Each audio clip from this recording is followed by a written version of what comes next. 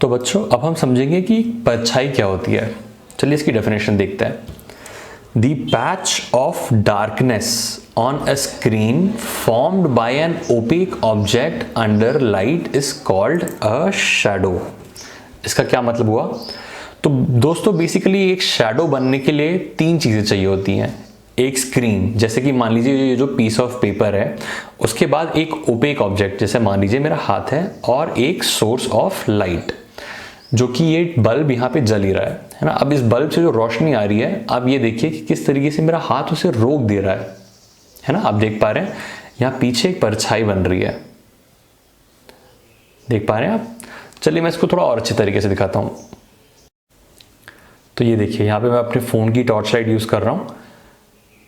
ये देखिए, देख पा रहे हैं आप किस तरीके से मेरे हाथ ने इसको रोक दिया, और इसकी वजह से नीचे एक परछाई बन रही है। ये परछाई का शेप अगर आप ध्यान दें तो मेरे हाथ को मैच कर रहा है ना। मैंने अगर चारों उंगलियां खोल दी तो परछाई की भी चारों उंगली खुल गई, मैंने बंद कर दी तो परछाई की भी बंद हो गई, है ना। देख पा रहे हैं आप किस तरीके से परछाई आ रही है।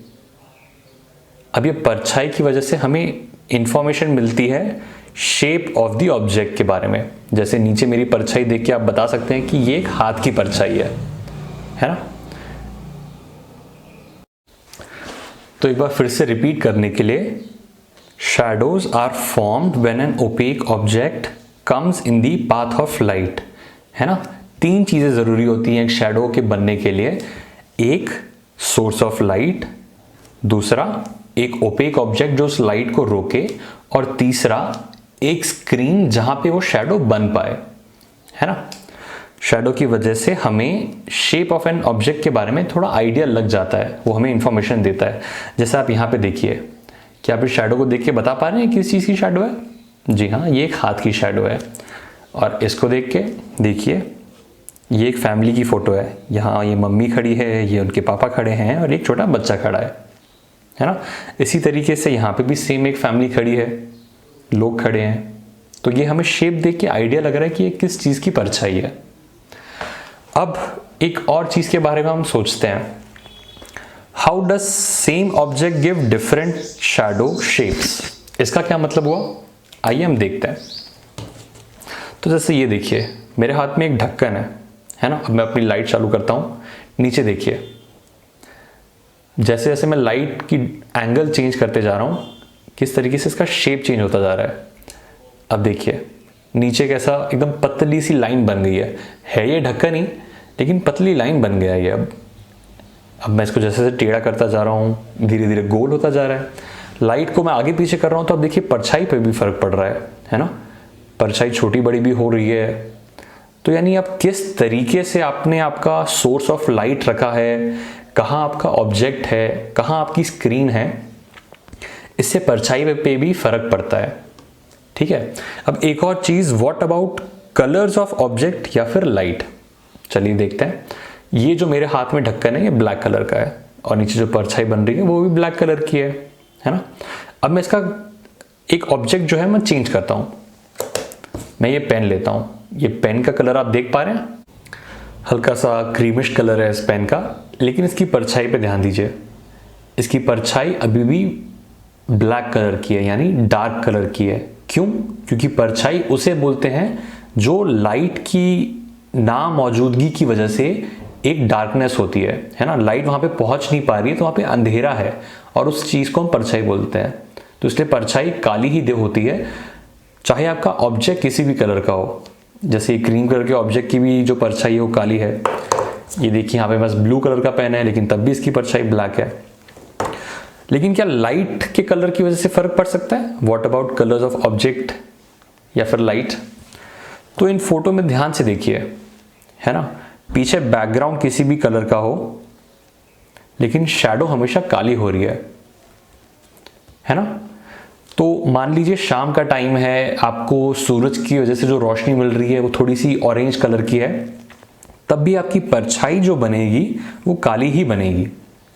उसके आसपास का कलर चेंज हो सकता है, आसपास का जो ये बैकग्राउंड का कलर है वो हो सकता है थोड़ा सा ऑरेंज हो जाए, लेकिन परछाई हमेशा काली ही रहेगी। ठीक है, चलिए आगे बढ़ते हैं। दोस्तों अब हम देखेंगे एक पिन होल कैमरा क्या होता है ना।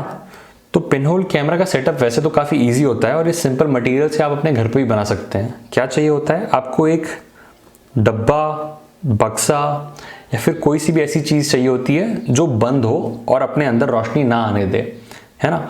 और उस डब्बे में आपको एक छोटा सा छेद बनाना है और पीछे की तरफ एक ट्रांसलूसेंट स्क्रीन लगानी है, ट्रांसलूसेंट स्क्रीन, है ना। और जब इस पिन होल कैमरा को आप एक ब्राइटली लिट ऑब्जेक्ट या फिर सन की तरफ रखेंगे तो आपको एक इमेज दिखाई देगी इस तरीके से।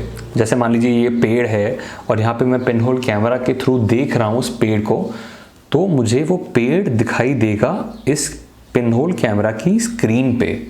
लेकिन एक चीज़ ध्यान रखिएगा, यहाँ पे ये जो ऑब्जेक्ट आप देखेंगे वो आपको उल्टा ही दिखाई देगा।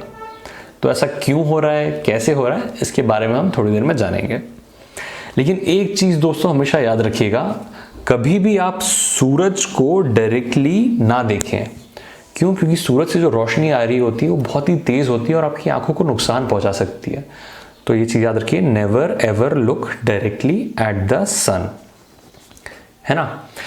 अच्छा, अब जो आपने देखा अभी तक, जो हम लोग समझ रहे थे कि किस तरीके से परछाई बन रही है, देखिए जैसे यहाँ पे मेरे हाथ की परछाई बन रही है और किस तरीके से ये पिन होल कैमरा से एक उल्टी इमेज बन रही है। तो यहाँ हम ये समझ पा रहे हैं कि कहीं ना कहीं लाइट जो है वो सीधी डायरेक्शन में जा रही है। अगर ऐसा नहीं हो रहा होता तो ये परछाई शायद ना बनती। इसका एग्जाम्पल मैं आपको देता हूँ।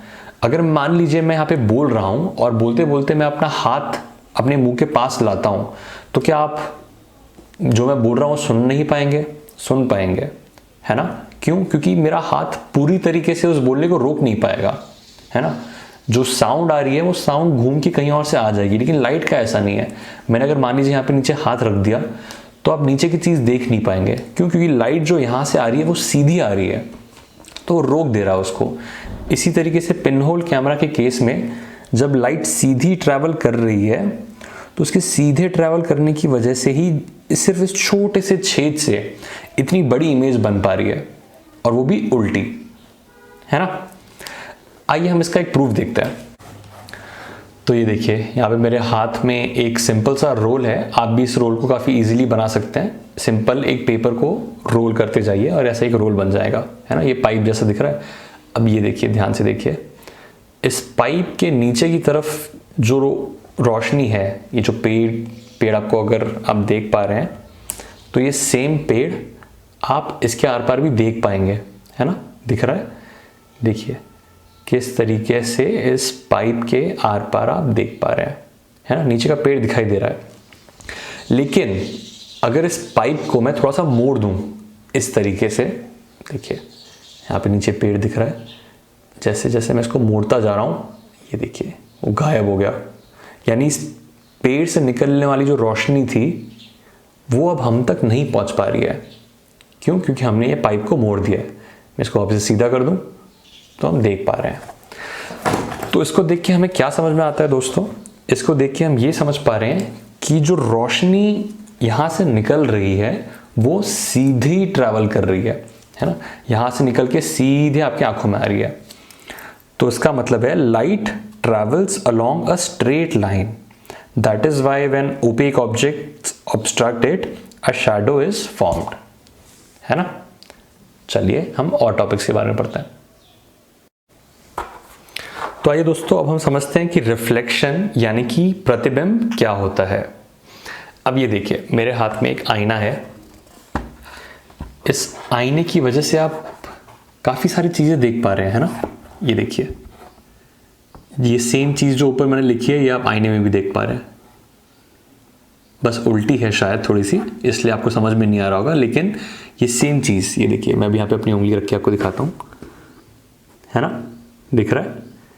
ये आईने की वजह से आप मेरी उंगली यहाँ पे भी देख पा रहे हैं, ये देखिए, है ना।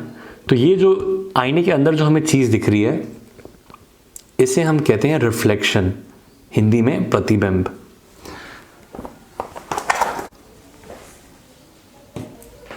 तो you see a reflection of your face in the mirror. इसी तरीके से आपने घर में देखा होगा, आप अपनी खुद का प्रतिबिंब एक आईने में देख पाते हैं, है ना।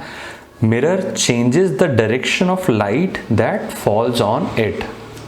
मिरर क्या करता है, लाइट को बाउंस करता है। अब मैं इसको आपको बॉल के एग्जांपल के साथ समझाता हूँ। जिस तरीके से आपने अगर कभी घर पे बॉल के साथ खेला होगा, तो बॉल आप जब दीवार पे फेंकते हैं तो वो दीवार से टकरा के दोबारा आपके हाथ में आती है, इसी तरीके से आप उसे वापस कैच करते हैं, है ना। तो यानी बॉल जो है वो दीवार से बाउंस होके टकरा के वापस आई है। इसी तरीके से जो लाइट है वो जब मिरर से टकराती है तो मिरर से बाउंस होके कहीं और चली जाती है ना। तो मिरर लाइट की डायरेक्शन को चेंज कर देता है, ठीक है। एक और चीज जो अभी हम लोगों ने देखी, mirror reflection gives us clear images. तो मिरर की वजह से आप मेरी उंगली अच्छे से देख पा रहे थे, है ना, काफी क्लियर तरीके से देख पा रहे थे। इसी तरीके से हम लोग कभी कभी रिफ्लेक्शन जो है वो देख पाते हैं पेड़ की, बिल्डिंग की या फिर अदर ऑब्जेक्ट्स की इन वाटर और अ पॉन्ड और अ लेक। जब आप कभी रास्ते पे चल रहे हो, बारिश का टाइम हो, है ना, सड़क पे अगर छोटा सा आपको एक पानी का पडल दिखाई दे, है ना, तो आप उसमें रिफ्लेक्शन देख पाते हैं, है ना। तो वो भी सेम इसी तरीके से काम करता है। जब पानी पे आप एक एंगल से देखते हैं तो वो दूसरी लाइट रिफ्लेक्ट करता है। इसी वजह से आप पानी में किसी और चीज का भी प्रतिबिंब देख पाते हैं, है ना। देखिए, मैं एक सवाल आपसे पूछना चाहूंगा यहाँ पे, क्या मिरर एक ओपेक ऑब्जेक्ट हुआ? एक मिरर और ओपेक ऑब्जेक्ट के बीच में क्या फर्क होगा? तो आइए चलिए हम यहां देखते हैं। जैसे मान लीजिए ये मिरर है ना, ये मिरर मैंने ऐसे रखा है और अब मिरर पे मैं लाइट फेंकता हूं टॉर्च से। तो ये देखिए, इस टॉर्च की रोशनी जो कि मिरर के उस साइड जानी चाहिए थी, है ना, वो नहीं जा पा रही है। मिरर की परछाई आप देख पा रहे हैं हल्की सी यहाँ पे साइड से, है ना। तो यानी मिरर के पीछे की तरफ तो रोशनी जा नहीं पा रही है, तो रोशनी जा कर रही है सारी, देखिए, मिरर के आगे की तरफ। तो एक ओपेक ऑब्जेक्ट और एक मिरर में फर्क बस इतना ही होता है कि ओपेक ऑब्जेक्ट जो है ना वो लाइट को बस पूरी तरीके से रोक लेता है, और एक मिरर जो है वो लाइट को रिफ्लेक्ट कर देता है। इसका एग्जांपल मैं आपको वापस से क्रिकेट बॉल से देता हूं। जब आप बॉल को एक कीचड़ में फेंकते हैं, है ना, कीचड़ में या फिर मिट्टी में जब आप फेंकते हैं तो वो अच्छे से बाउंस नहीं होती, वो वहीं की वहीं रुक जाती है ना। तो वही काम करता है ओपेक ऑब्जेक्ट। ओपेक ऑब्जेक्ट पे जब लाइट गिरती है तो वो वहीं रुक जाती है, वो आगे नहीं बढ़ पाती, बस वहीं रुक जाती है। लेकिन मिरर जो है, मिरर लाइट को रिफ्लेक्ट करता है, मिरर से लाइट बाउंस करके कहीं और चली जाती है। तो ये एक छोटा सा फर्क होता है एक मिरर और एक ओपेक ऑब्जेक्ट में। टेक्निकली मिरर भी एक ओपेक ऑब्जेक्ट हुआ, क्यों? क्योंकि उसके आर पार आप नहीं देख पा रहे हैं, जो लाइट आ रही है वो कहीं और से आ रही है, मिरर के आर पार आप नहीं देख पा रहे हैं ना, तो मिरर भी ओपेक ऑब्जेक्ट ही हुआ।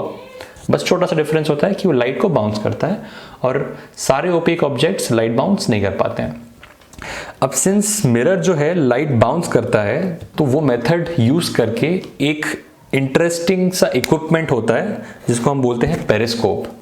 तो पेरिस्कोप क्या होता है, उसमें हम दो आईने इस तरीके से अरेंज करते हैं कि जो रोशनी यहां से आ रही है ऊपर से, वो टकरा के पहले मिरर से टकरा के नीचे जाएगी, फिर दूसरे मिरर से टकरा के सीधे आपकी आंखों में जाएगी। तो ये होता है पेरिस्कोप।